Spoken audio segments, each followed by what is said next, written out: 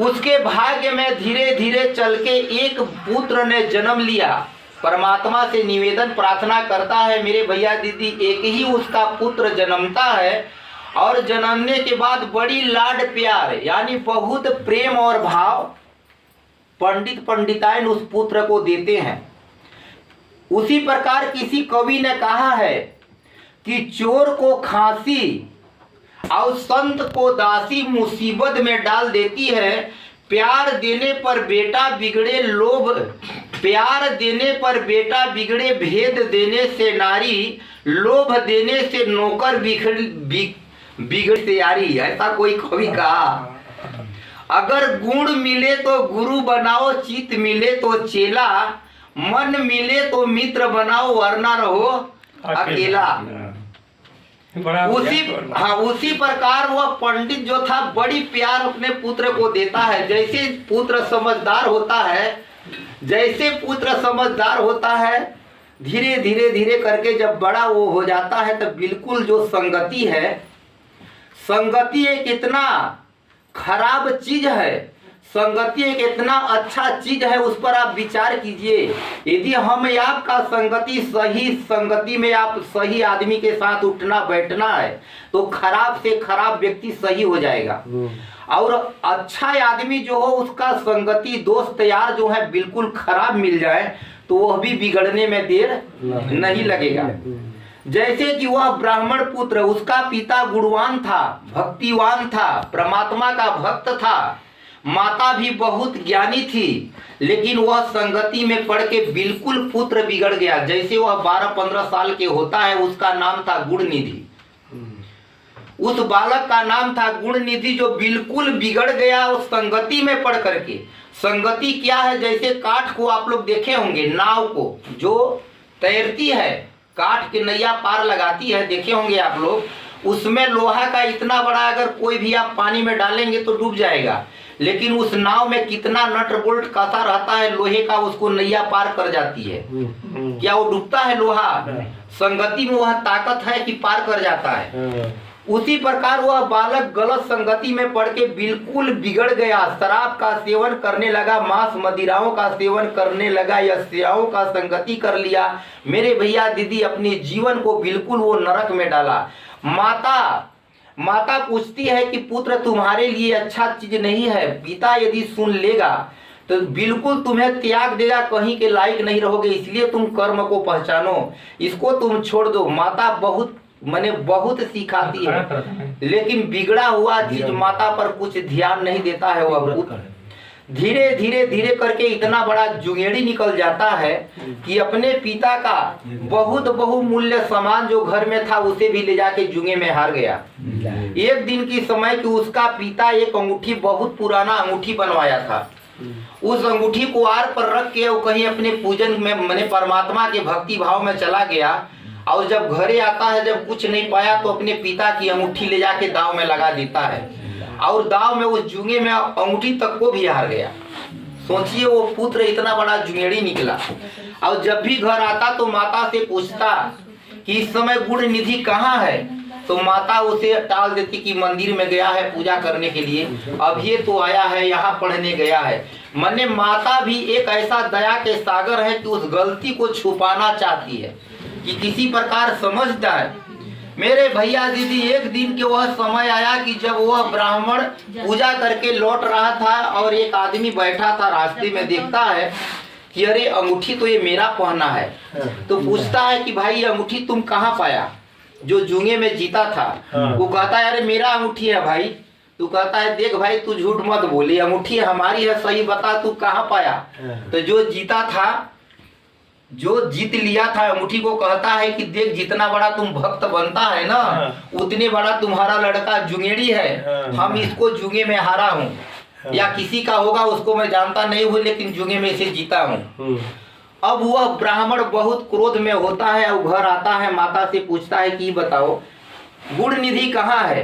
कि अरे अभी ये तो मंदिर में गया है, पूजा वूजा करता होगा। फिर भी माता टाल दी कि ये तो बता कि जो हमारा अंगूठी जो हम उतार के दिए थे तुम्हें रखने के लिए, अंगूठी कहाँ है, जा लिया पहले। कह रहे कहीं रख दिए होंगे, अभी तो नहीं मिल रहा है। स्वामी जाके खोज के बताती है जब तब वह पुत्र पंडित क्या करता है, कहता है जब भी मैं अपने पुत्र के बारे में पूछा है तुम इसको खाली बात को छुपाते रहा, हो सकता मैं समझाया होता तो सही रास्ता को पकड़ लिया होता।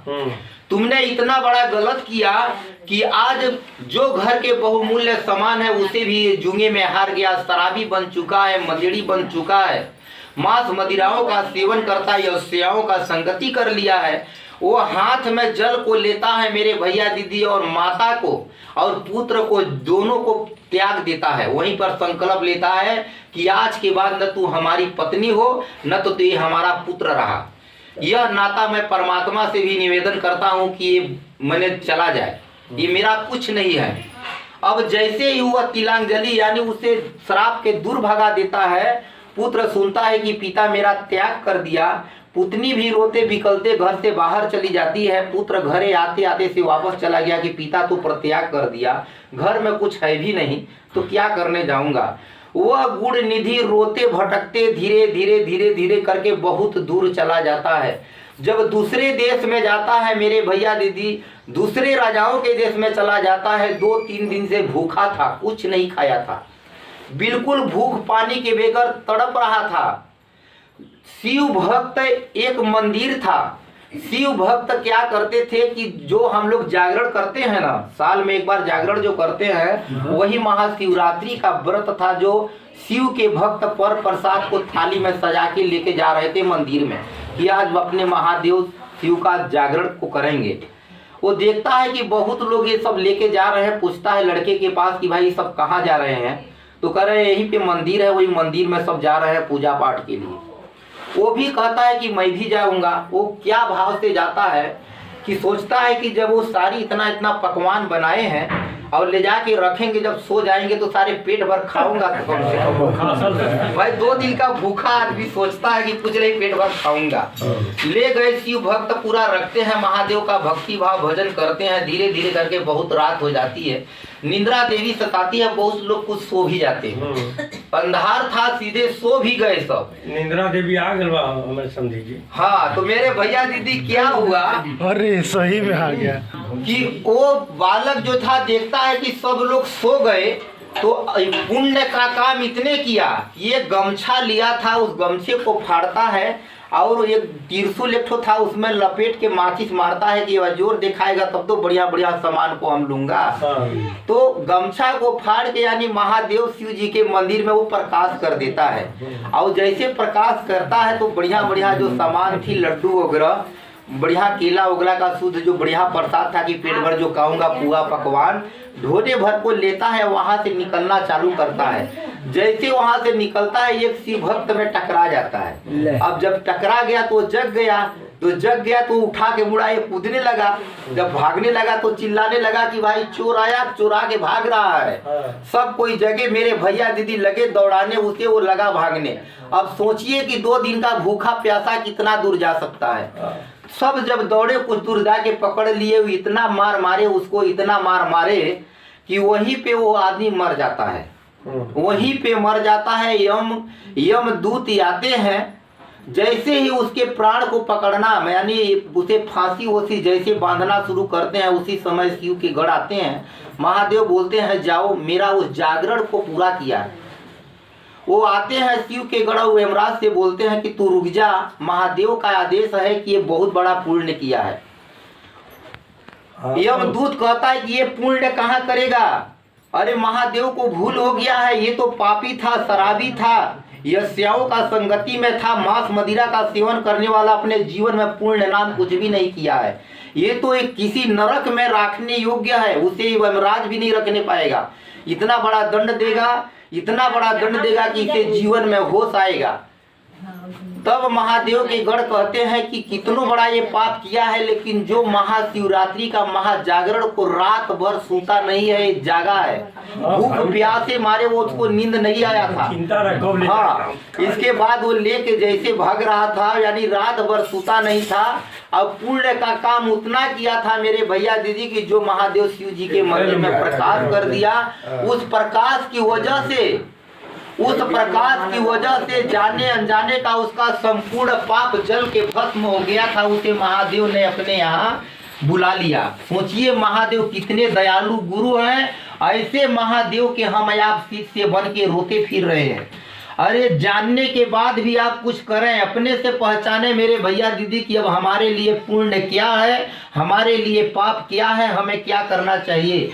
इस दुनिया में कितना दिन के लिए आप आए हैं, कभी आप सोचिए। जिस काम में हम रात दिन पूरी जीवन को बने गुजार दे रहे हैं, यह किसी और का था और आने वाला समय पे किसी दूसरे का हो जाएगा। समय किसी के रुकता नहीं है। इसलिए आप लोग जहाँ भी हो, महादेव सही संगति में आए। कहते हैं तुलसीदास जी भी बताए हैं, बिनु सत्संग विवेक ना होई, राम कृपा बिन दुर्लभ नहीं।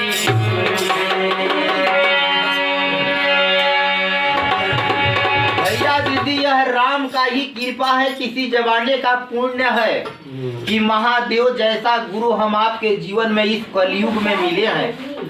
कुछ नहीं तो मन को इन पर रमा दीजिए। जैसे हम आप लोग इस दुनिया से प्रेम कर बैठे हैं, जो सारी दुनिया का चीज नाश्वर है, आज आप करोड़ों के मालिक बन जाओगे, कल पता चला 5 रुपया के लिए तरस जाएंगे।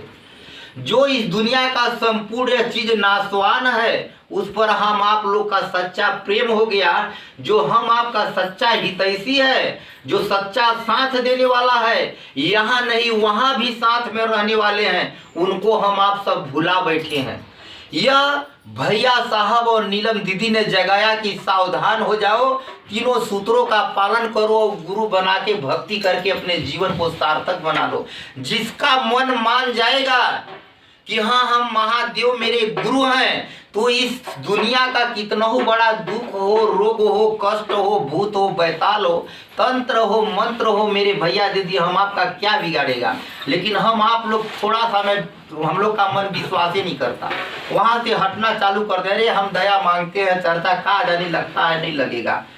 हम इतना परेशानी है, काम ही नहीं कर रहा है। नहीं, बिना दया का कौन रहेगा। आइए भैया दीदी, और भी हमारे बहुत से गुरु भाई लोग आए हैं यहीं पे अपने